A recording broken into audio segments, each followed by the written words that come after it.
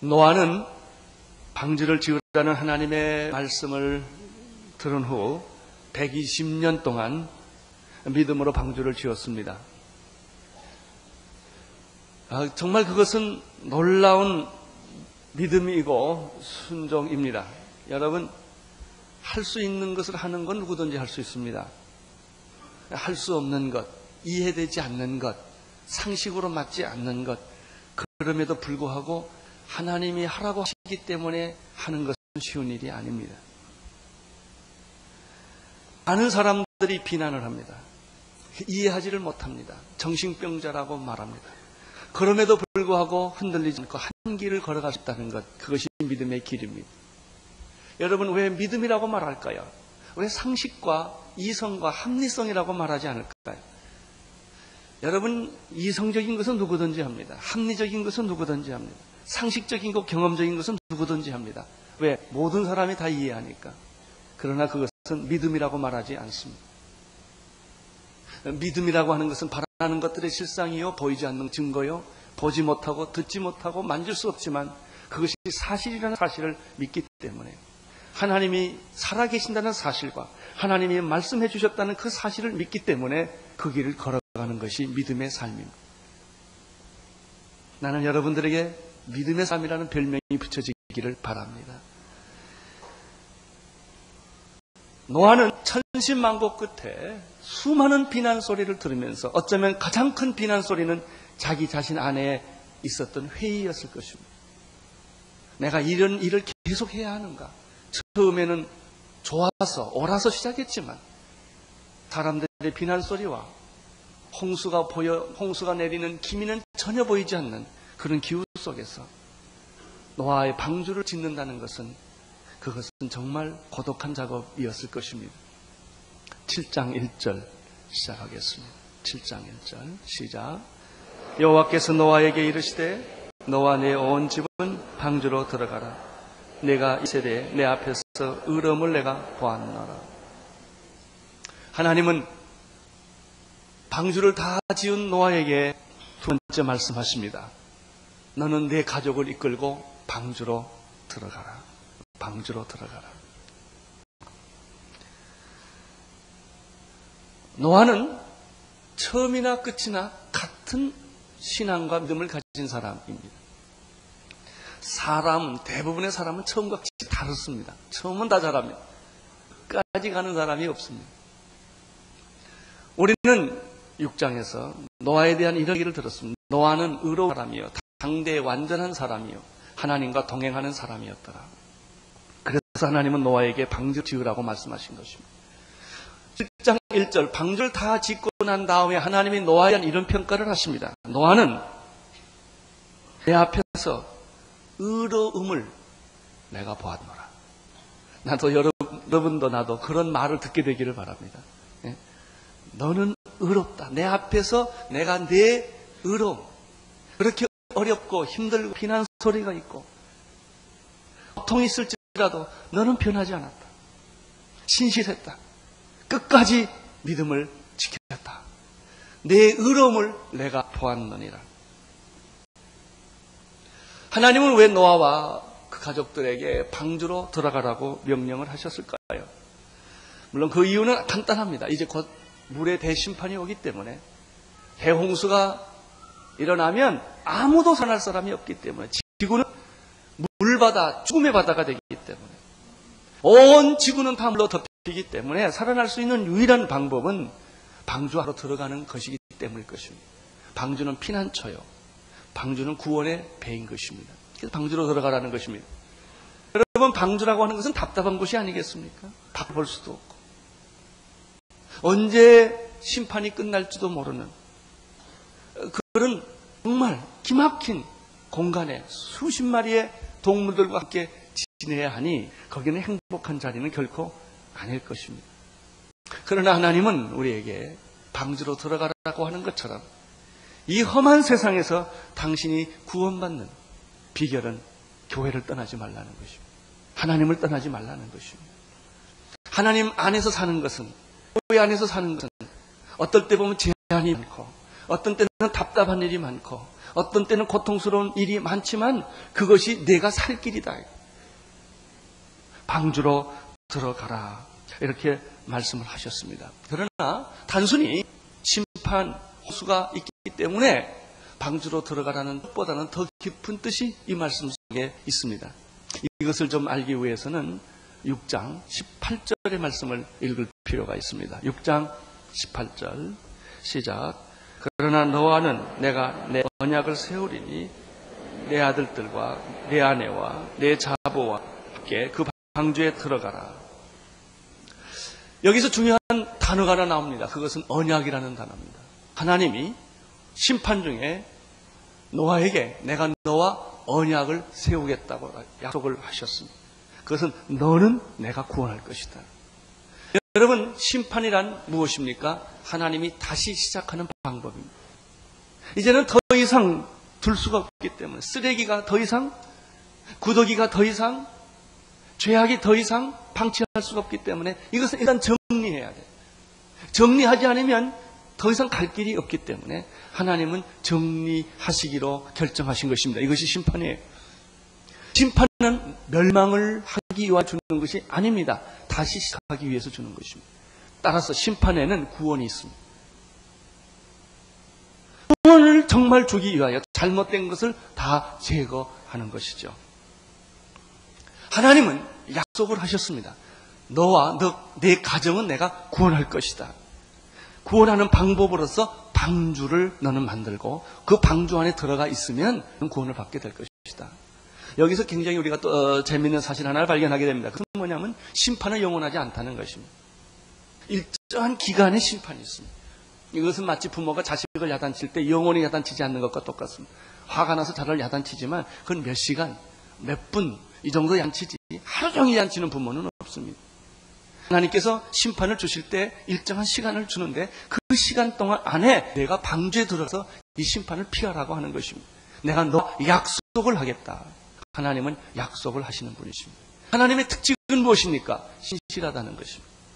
하나님의 특징은 무엇입니까? 배신하지 않는다는 것입니다. 만약 하나님이 배신하고 하나님이 신실하지 않는다면 그분은 하나님이 아닐 것입니다. 사람의 특징은 무엇입니까? 배신한다는 것입니다. 아무리 신실한 사람이라도 그 인생에 몇 번은 배신합니다. 몇 번은 거짓말합니다. 하나님은 한 번도 배신하거나 거짓말하시는 법이 없으십니다. 그분은 신실하시기 때문입니다. 하나님 약속하시는 하나님이요, 언약을 체결하시는 그 하나님이시요, 그 언약은 반드시 이루시는 하나님이신 것을 믿습니다. 노아에게 약속을 했습니다. 내가 너와 내 가족은 구원할 것이다. 너는 방주를 만들고 그 방주 안에 들어가면 내 약속은 성취될 것이다. 우리는 구약을 뉴 테스타먼트라고 말합니다. 신약을 뉴 테스타먼트라고 말합니다. 그것은 테스타먼트라는 약속이라는 뜻입니다. 하나님은 약속을 하시고 그 약속을 성취하시는 분이십니다. 노아의 당시는 물로 세상을 심판했지만 앞으로 인류의 최후에는 불로 심판하십니다. 여러분, 노아 당시에는 노아를 통하여 방주를 통하여 구원을 했지만은 앞으로 올 미래의 심판, 불의 심판, 역사의 심판은 예수 그리스도를 믿는 사람들을 통하여 구원을 하여 주십니다. 이 약속은 분명합니다. 이 약속은 신실하신 것입니다. 그래서 하나님께서는 누구든지 주 예수를 믿으라, 그리하면 너와 내 집이 구원을 얻으리라. 여러분, 앞으로 올 불의 심판, 역사의 마지막 심판에 누가 구원을 받을 수가 있겠습니까? 노아처럼 구원받을 수 있는 사람은 누구든지 예수 그리스도를 믿고 영접하여 하나님의 자녀가 된 자들에게는 하나님이 이 마지막 불의 심판에서 당신을 구원해 주실 것입니다. 이 약속 틀림이 없습니다. 방주가 틀림이 없듯이 그 대홍수 속에서 하나님은 노아를 그 방주 속에 보호해서 구원해 주었던 것처럼 누구든지 예수 그리스도를 믿는 하나님의 자녀들은 반드시 구원을 하여 주실 것입니다. 여러분, 역사의 심판이 여러분의 생애에 오지 않는다 할지라도 여러분은 언젠가는 죽게 되어 있습니다. 여러분이 죽는 날, 이 세상을 끝나는 날, 하나님은 그 약속을 이행하십니다. 당신이 병으로 죽든, 당신이 교통사고로 죽든, 당신이 늙어서 죽든, 당신이 죽는 날 하나님의 천사가 여러분에게 나타나서 여러분을 하나님의 보호자 앞으로 천국으로 인도해 주실 것을 우리는 믿습니다. 왜냐하면 하나님은 약속의 하나님이시기 때문에 약속하신 것을 한 번도 어겨본 일이 없으시기 때문에 그런 것입니다. 민수기 23장 19절에 보면은 하나님은 인생이 아니시니 시건치 아니하시며 하나님은 인자가 아니시니 후회가 없으시도다. 어찌 그 말씀하신 바를 행치 아니하시며 하신 말씀을 실행치 아니하시라. 이렇게 말씀을 했습니다. 여러분, 하나님은 신실하신 분인 것을 믿으시기를 바랍니다. 누구든지 예수를 믿는 자는 구원을 얻으리라는 약속은 분명히 이루어질 줄로 믿습니다. 이 역사의 마지막은 심판이 올 것입니다. 노아가 구원을 받았던 것처럼 예수님 앞에 도피하는 사람은, 예수 그리스도를 영접한 사람은, 예수 그리스도를 믿음으로 하나님의 자녀가 된 사람들은 반드시 구원하여 주실 것입니다.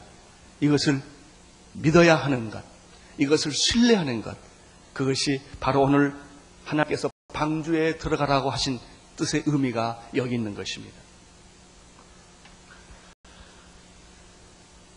2절, 3절을 같이 읽겠습니다. 시작. 나는 모든 정결한 짐승은 암수 7씩, 부정한 것은 암수 2씩을 내게로 취하여 그 씨를 온 지면에 유전케 하라. 여기서 놀라운 사실이 하나 더 나타납니다. 그것은 이제 최후 심판이 바로 눈앞에 다가오기 7일 전에 노아와 그 가족이 방주에 들어갈 뿐만 아니라 6장 19절에서 약속하신 것처럼 하나님께서는 이 세상에 있는 모든 동물, 짐승들을 보존하기 위하여 한 쌍씩을 방주 안으로 들어가도록 그렇게 만들었습니다. 그런데 오늘 2절에 보니까 좀 더 특별한 기록이 하나 나타납니다. 암수 둘을 취하여 방주 안에 들여보내는데 정결한 짐승은 7을 들어 넣으라고 하는 것입니다. 보통 짐승은 다 들어가면 됩니다. 그러나 여기서 정결한 짐승은 7쌍을 넣으라는 뜻은 무엇일까요? 7씩, 암수 7씩을 넣으라는 뜻은 무엇일까요? 정결한 짐승은 더 번식을 많이 시키기 위해서일까요? 아닙니다. 하나님은 암수만 되면 번식은 가능합니다. 여러분, 재밌는 사실 중에 하나는요, 방주 안에서 1년을 살았는데 죽었다는 기록이 없고요, 병들었다는 기록이 없습니다. 걱정하지 마십시오. 여러분, 하나님이 다 지켜주고 보호해 주실 줄로 믿습니다. 그러면 왜 정결한 짐승은 7씩을 넣으라고 하셨을까요? 아주 재밌는 뜻이 여기 있습니다. 정결한 짐승은 제사용입니다. 번식용이 아닙니다. 방주에서도 제사는 계속되었다는 것입니다. 어떻게 방주 안에서 그 수많은 짐승들과 노아와 가족들이 1년 동안 빛도 없고 공기도 좋지 않는 그곳에서 1년 동안을 생존할 수가 있었을까요? 예배 때문입니다. 예배를 드리고 있는 동안에는 천국입니다. 그들이 거기서 하나님을 경외하며 하나님을 기억하며 하나님을 찬양하며 하나님께 예배를 드리고 있었기 때문에 방주는 천국이 된 거예요. 천국이란 어떤 것입니까? 환경이 좋은 것이 아니라 하나님이 계신 것이요, 예배가 있는 것이 천국입니다. 그래서 하나님은 예배를 위하여 새와 짐승 중에서 7쌍을 제사용으로 특별히 더 집어넣으라고 말씀을 하신 것입니다. 제사란 무엇입니까? 하나님과의 만남입니다. 예배란 무엇입니까? 하나님은 영이시니 예배하는 자가 신령과 진정으로 예배할지니라. 여러분이 예배를 드리고 있는 동안 여러분은 하나님과 동행하는 것입니다.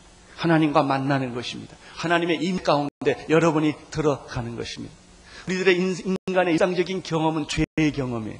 우리들의 인간의 일상적인 경험은 세상에 대한 경험이에요. 세상은 세상에 대한 경험, 죄에 대한 경험은 비참해요. 행복하지 않아요. 경험이 많으면 많을수록 인간은 지저분해지는 거예요. 하나님을 경험하는 것은 축복이에요. 짧은 시간이지만 하나님을 만나는 것처럼 좋은 것이 없지요. 왜냐하면 하나님의 영광을 내가 경험할 수 있고 하나님의 축복을 내가 경험할 수 있고 하나님의 사랑과 용서를 경험할 수 있는 것이 바로 예배이기 때문에 그렇습니다. 하나님께서는 가인의 제사를 거절했어요. 예배라고 다 받지 않아요. 하나님이 거절하는 예배가 있어요. 하나님의 뜻에 맞지 않고 하나님의 마음에 맞지 않는 예배는 아무리 드린다 하더라도 안 받습니다. 하나님은 아벨의 제사를 받았습니다. 아벨의 제사는 피의 제사예요. 죄인이 드리는 제사는 피의 제사여야 합니다. 피 없이는 죄인을 하나님께 낳을 수가 없기 때문에. 그래서 어린 예수 그리스도의 피로 우리는 산 제사, 참 예배를 드리게 되는 것입니다. 아벨의 피의 제사. 죄인은 복식으로 제사를 드리는 것이 아니라 피로 제사를 드렸던 것이죠. 비록 에덴 동산을 쫓겨났고 비록 하나님으로부터 멀리 떠나졌지만 하나님의 택한 백성들은, 가인의 후손은 제사도 없고 하나님도 없었어요. 그러나 아벨의 후예들은 계속해서 제사를 통하여 하나님을 만났던 거예요.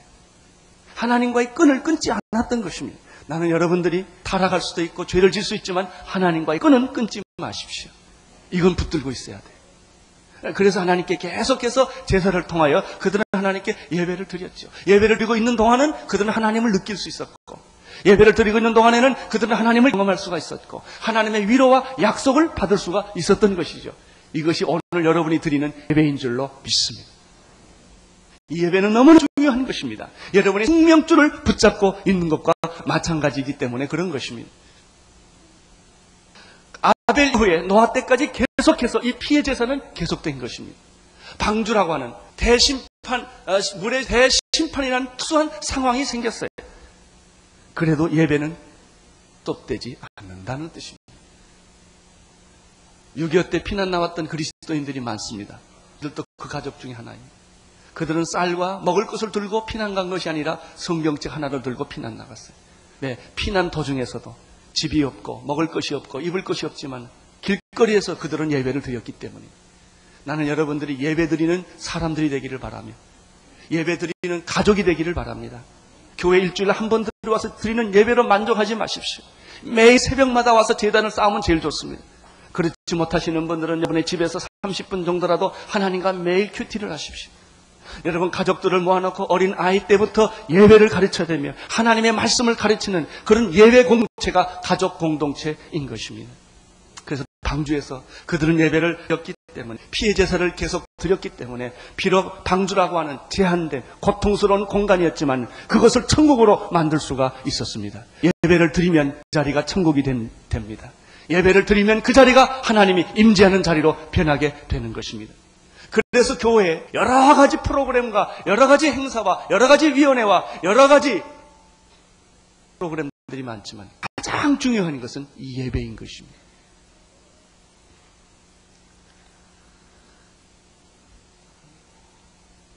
방주라고 하는 것은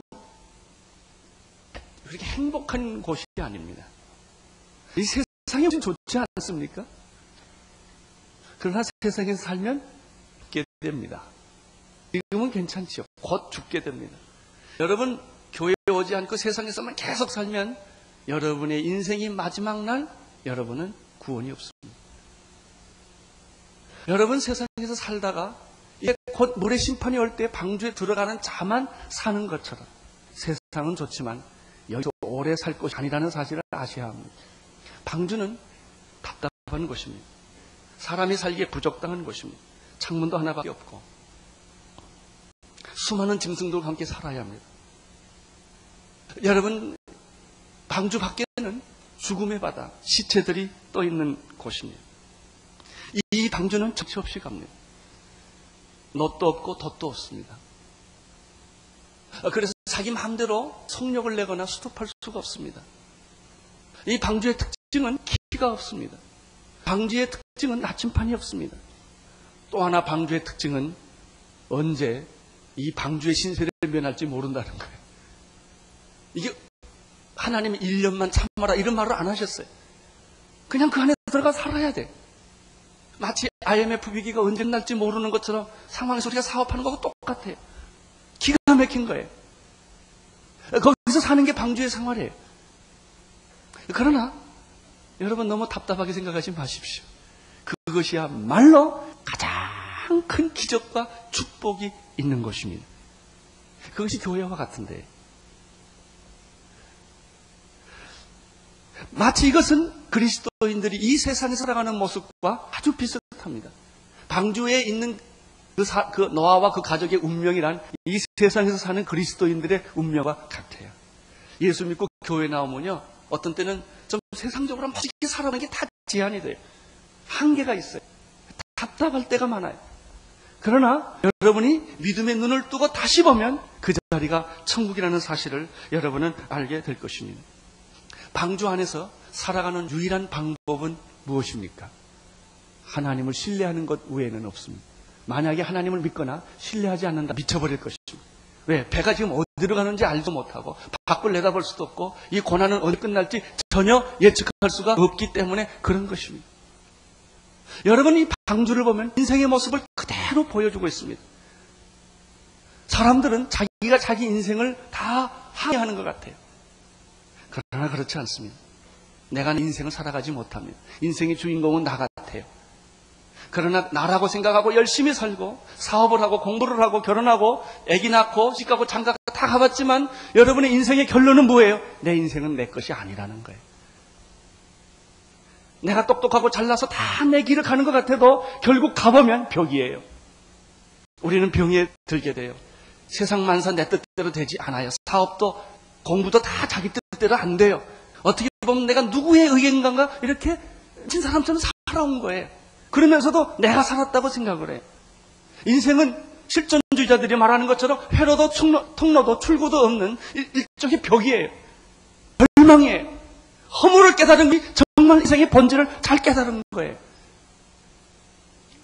노아의 방주리신과 똑같아요. 비슷한 것이 갈대상자. 생후 3개월 된 모세를 태우고 갔던 갈대상자, 자기가 운전할 수 없어요. 자기가 성령 낼 수 없어요. 자기가 원하는 대로 가지 않아요. 물결 치는 대로, 바람 부는 대로. 그러나 안심하십시오. 그 모세를 싣던 갈대상자는 하나님의 특별한 인도하심으로 애굽의 공주의 손 안으로 들어갔다는 사실입니다. 여러분은 여러분의 인생을 운전하지 마세요. 하면 할수록 엉망이 될 것입니다. 하나님께 맡기십시오. 하나님이 여러분의 인생을 보호해 주실 것입니다. 하나님이 여러분의 인생을 축복해 주실 것입니다. 하나님이 여러분이 알지 못하는 신비하고 놀라운 길로 여러분의 생애를 인도해 주실 줄로 믿습니다. 여러분이 여러분의 인생을 운전하고 여러분의 인생 책임지면 혼란에 빠지게 되고 절망에 빠지게 될 것입니다. 그러나 언제 고난이 끝날지도 알 수 없으며 노아의 방주가 언제 땅에 내려갈지 아무도 알지 못하고 창밖이 전혀 보이지 않고 어떻게 보면 죽음의 집같이 느껴지는 그곳은 놀랍게도 예배가 있기 때문에, 제사가 있기 때문에 하나님의 임재가 나타나기 시작을 했고 하나님의 기쁨이 나타나기 시작을 했고 하나님의 축복이 나타나기 시작했다는 사실입니다. 바로 이것이 정결한 짐승 7씩을 집어넣으라는 말의 의미가 바로 여기에 있습니다. 나는 이렇게 믿습니다.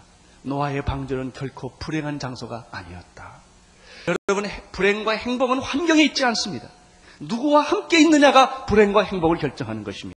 내가 정말 좋아하는 사람과 함께 있으면 그 자리는 행복한 자리가 될 것입니다. 감옥에 들어간다 할지라도 내가 사랑하는 사람과 함께 있다면 그 자리는 천국이 될 수가 있습니다. 마찬가지입니다. 참 행복은 하나님과 함께 있는 것이 행복입니다. 아무리 좋은 집에서도 하나님이 없다면 지옥일 것입니다. 방주는 하나님이 동행하는 곳이었습니다. 하나님이 운행하는 곳이었습니다. 하나님의 임하가 있었던 것이었습니다. 예배가 있었던 것입니다. 신령과 진정으로 드리는 참 예배가 존재했던 것입니다. 나는 여러분의 집안에 예배가 있게 되기를 축원합니다. 나는 여러분의 인생에 예배가 일어나기를 축원합니다. 나는 온누리교회가 드리는 예배가 가인의 예배가 아니라 아벨의 피의 제사로 드리는 예배가 되기를 축원하는 것입니다. 만약 그렇다면 우리 민족 안에 참 예배가 있다면 우리 민족은 행복한 민족이요 복된 민족이 될 줄로 믿습니다. 4절 5절을 보십시오. 시작. 지금부터 7일이면 내가 40주야를 땅에 비를 내려 나의 지은 모든 생물을 지면에 쓸어버리리라. 노아가 여호와께서 자기에게 명하신 대로 다 준행하였더라. 여러분, 짐승이, 그 많은 짐승이 노아 방도 들어가는 날짜는 7일입니다. 7일 동안 이 모든 짐승이 방주 안으로 들어가야만 합니다. 그것이 가능할까요?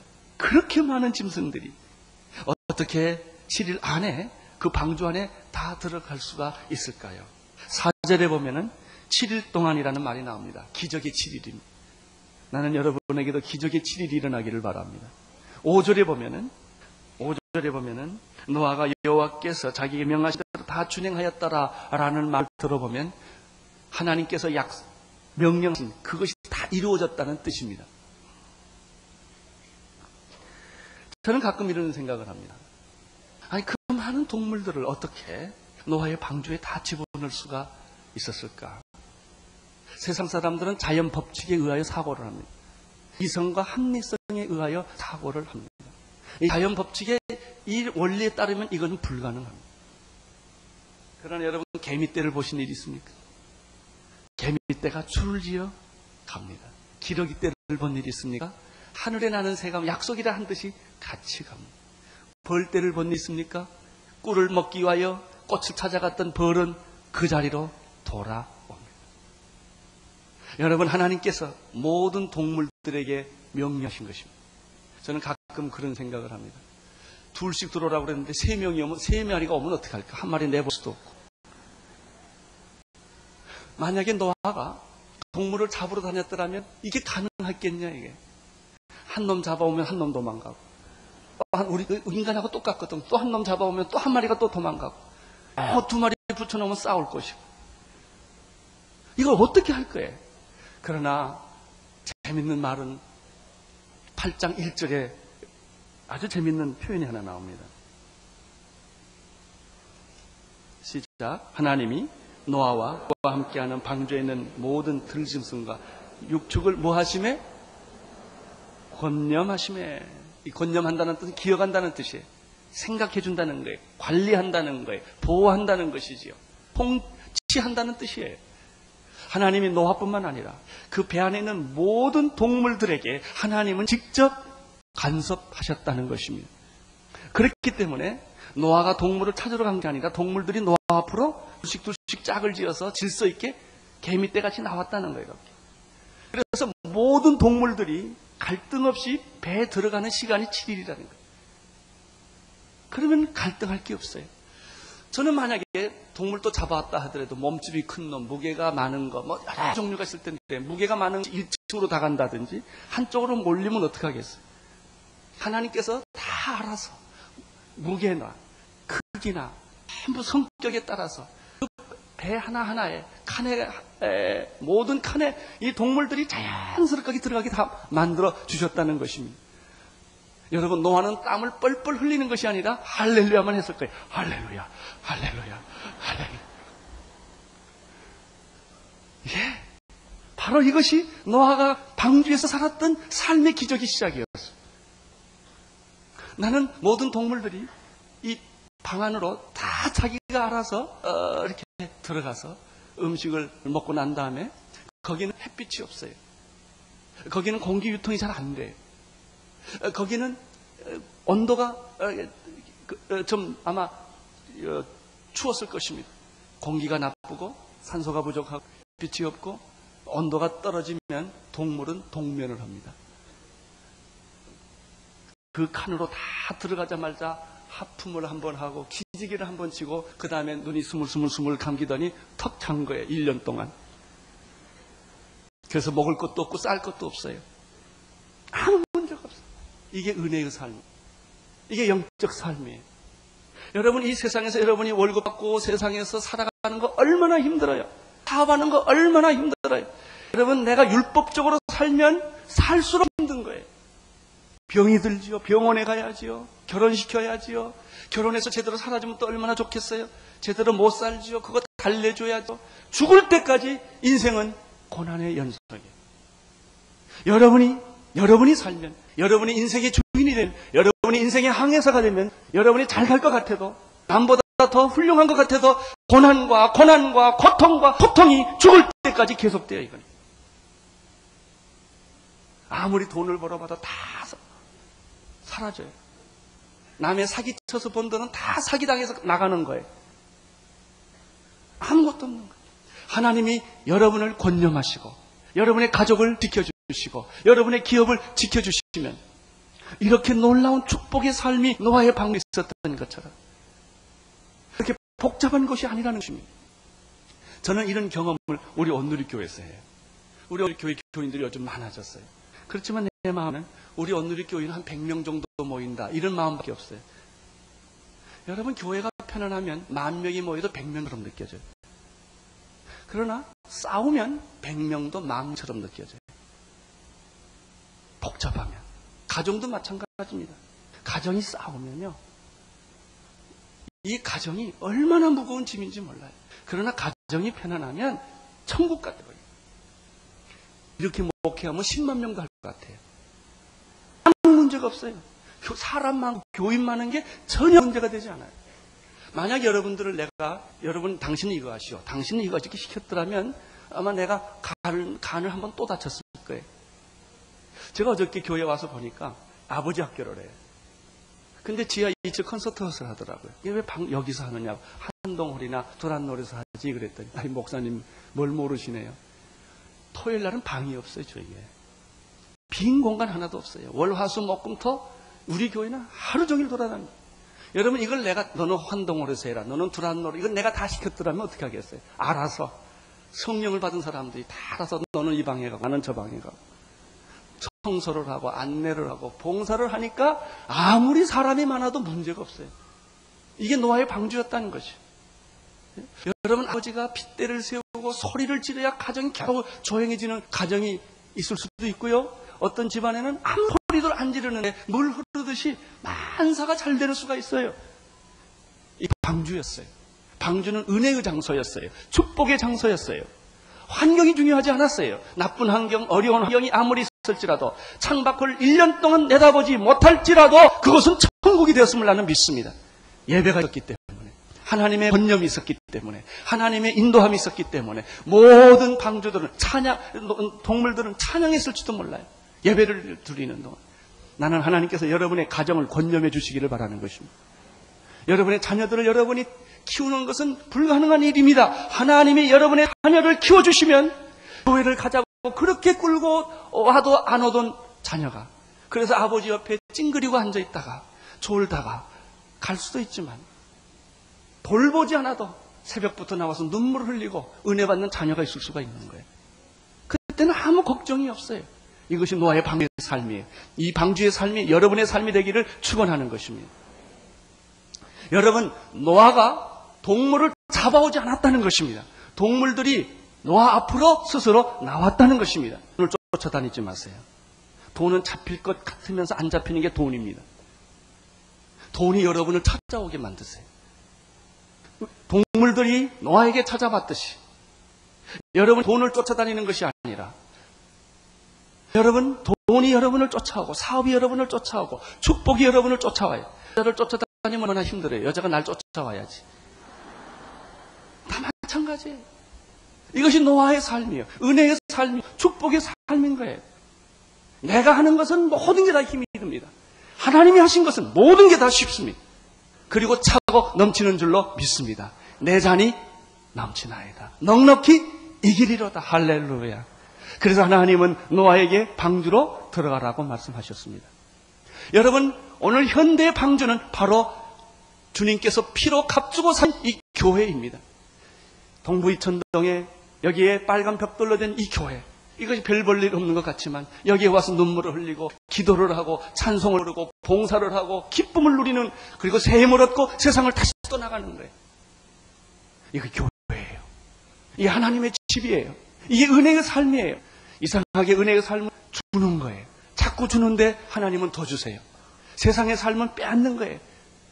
내 것을 훔치고 있을 뿐만 남의 주머니에 있는 것도 빼앗고 남의 입속에 들어가는 음식도 빼앗아서 먹는 게 세상입니다. 피곤해요. 외로워요. 고독해요. 무서워요. 그러나 방주 안으로 들어와라. 은혜 안으로 들어와라. 교회 안으로 들어와라. 그리스도 안으로 들어와라. 내 삶은 놀라운 기적이 시작될 것이다.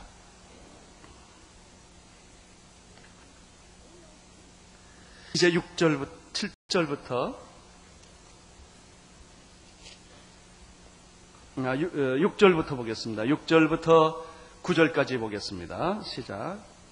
성수가 땅에 있을 때 노아가 600세라 노아가 아들들과 아내와 자부들과 경수를 피하여 방주에 들어갔고 정결한 짐승과 부정한 짐승과 새와 땅에 기는 모든 것이 하나님이 노아에게 명하신 대로 암수 둘씩 노아에게 나와 방주로 들어갔더니, 여러분 7일 동안에 이 기적의 현장을 노아는 목격할 수가 있었습니다. 이제 배 안으로 모든 것이 다 들어갔습니다. 이것이 그리스도인이 세상에 살아가는 법칙입니다. 그리스도인이 세상에 살아나가는 기적과 축복인 것입니다. 이렇게 살았던 사람들이 광야에서 40년 동안 이스라엘 백성들이 살 수 없는, 인간의 모든 조건으로 살 수 없는 광야의 삶을, 만나를 먹고 샘물을 먹고 하나님의 율법을 받고 성막을 가지고 불기둥과 구름기둥으로 40년 동안을 기적처럼 살았던 축복이 여기에 있는 것이며, 여러분이 광야 같은 이 세상에서 질병이 있고 고통이 있고 어려움이 있지만은 하나님이 택한 백성들, 예수 그리스도 이름 부르는 모든 사람에게는 바로 이런 은혜의 삶을 예비하시고 주시는 줄로 믿습니다. 모든 일들이 다 이제 약속대로 진행되었습니다. 준비가 다 끝났습니다. 그런데 아마 그 마지막 7일 동안은 두 가지 갈등이 있었을 거예요. 이런 기적과 흥분이 있었음과 동시에 이 7일 동안 홍수의 사인이 전혀 보이지 않았다는 거예요. 그래서 한편으로 노아가 그런 염려가 있었을 거예요. 하나님의 사람은 의심하지 않는 사람이 아니에요. 하나님의 사람은 의심이 없을까요? 두려움이 없을까요? 아니에요. 믿고 나가면서 한편으로 두려움이 있어요. 이게 안 되면 어떡하나. 그러면서도 또 한쪽에는 그는 하나님의 기적을 보고 있어요. 두 가지예요. 전혀 아무 사인이 없고 동시에 엄청 기적이 있는 거예요. 그래서 오늘 하룻밤을 자면, 그래, 하나님의 기적이 있어. 그 다음날 자면, 아니야, 안 될지도 몰라. 내가 미친 거 아닌가? 내가 미친 거 아닌가? 내가 지금 같이 길을 잘 가고 있는 것인가? 하나님께 헌신한 사람들이 항상 마음에 이런 갈등이 있어요. 두세 개의 갈등. 내가 선교사로 정말 과연 잘았나? 내가 서울에 있었으면 좋은 직업을 가지고 행복하게 살았을 텐데 내가 왜 사서 이 고생이냐? 누가 알아주는 사람도 없고 이 길을 계속 가야 되는 것이냐? 그러다가 그 다음날 한 사람이 예수 믿고 돌아와요. 아멘, 할렐루야. 맞아, 내가 잘 왔지. 그러다가 그 다음날 가면 먹을 게 없어요. 아니야. 여러분, 이 갈등은 정상이에요. 믿음 있다고 갈등 없는 거 아니에요. 여러분, 하나님의 사람이라고 의심이 없는 게 아니에요. 이런 갈등을 반복하는 거예요. 그러나 그가 갈등은 있지만 마지막 선택은 하나님께 하는 거예요. 아니야, 그래도 이 길이 맞아. 그래, 홍수가 나지 않지라도 나는 이 길을 갈 거야. 홍수가 없을지라도. 7일 동안 아무 사인이 없었습니다. 아무 사인이 없었어요. 날이 흐린다든지 구름이 온다든지 이러면 얼마나 좋겠어요. 저는 늘 이런 생각합니다. 요셉이 말이죠. 감옥에 들어갔을 때 주의 천사가 나타나서, 요셉아, 이게 다 총리 대신 될 각본이다.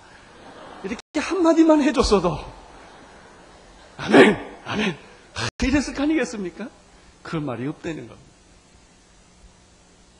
그 말이 없어요. 신앙은 고독한 거예요. 신앙은 외로운 거예요. 믿음으로 살아가야 하기 때문에, 아무 누구도 증거를 보여주지 않기 때문에 외로운 거예요. 사람들이 비판하기 때문에 외로운 거예요. 여러분, 엘리야가 갈멜산에서 무릎 꿇고 기도할 때 머리가 두 무릎 사이에 들어가 기도를 합니다. 기도 끝나고 사환을 부릅니다. 빨리 저기 가서 지중해 저 끝에 구름이 있나 좀 봐라. 이 말은요, 엘리야가 고민했다는 얘기, 믿었다는 얘기가 아니라 이게 비 안 오면 어떡하냐 이거예요. 가보니까 아무것도 없어요. 그러니까 엘리야는 머리가 더 들어가는 거예요. 죽을 힘에 기도해가고 또 가봐라. 없어요. 5번째 가보라도 없어요. 6번째 가보라고 그래도 없어요. 기월, 기색이 전혀 없는 거예요. 구름 한 조각 없는 거예요. 이게 신앙생활이에요. 목사면 의심이 없을까요? 고민이 없을까요? 아니에요. 고민이 없는 게 아니에요. 갈등이 없는 게 아니에요. 그것을 넘고 일어설 수 있는 믿음을 주신 것뿐이에요. 마지막 7번째 기도하고 또 가보라고 말합니다. 그때 사환은 이런 보고를 합니다.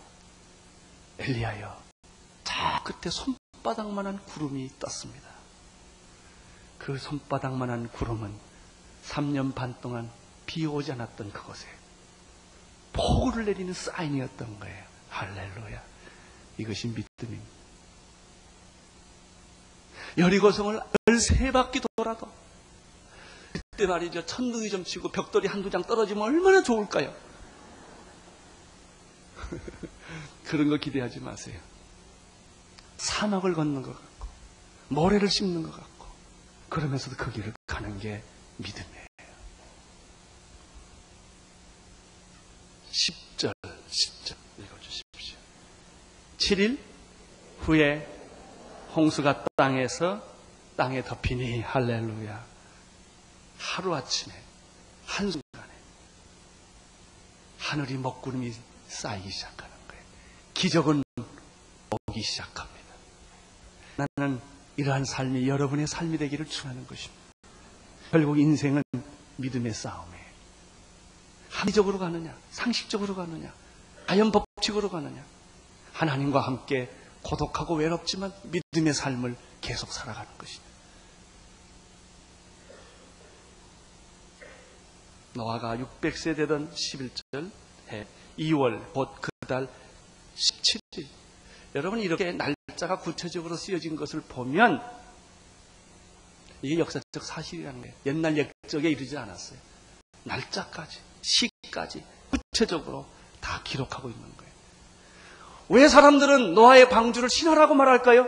자연 법칙과 인간의 이성과 지성으로는 해석이 안 되기 때문에. 여러분 하나님이 빛 말씀으로 세계 선지를 창조했다는 말을 사람들이 왜 못 믿을까요? 빛이 있으라 하심에 빛이 있었더라 이 말을 왜 못 믿을까요?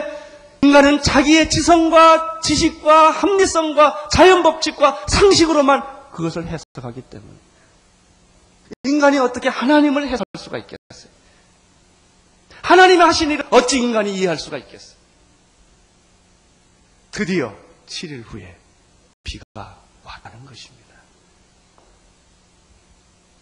그날에 큰 기쁨의 샘들이 터지며 하늘이 창문을 여라고 그랬습니다. 40주야를 비가 땅에 쏟아졌더라. 여러분, 많은 사람들은 이 사실을 믿지 않았습니다. 앞으로 세상이 종말이 올 것을 사람들이 믿지 않습니다. 그러나 곧 올 것이며 게으르지 말고 열심을 품어 주님을 섬기십시오. 의심하지 마십시오. 여러분 우주 종말이 여러분의 생애에 오지 않는다 할지라도 여러분이 죽는 날이 있어요. 준비하셔야 합니다. 깨어 있어야 합니다. 그리고 노아처럼 방주를 지어야 합니다. 그리고 주님이 명령하신 그 명령을 우리는 순종해야 합니다. 베드로전서 3장 10절에 이렇게 말씀하고 있습니다.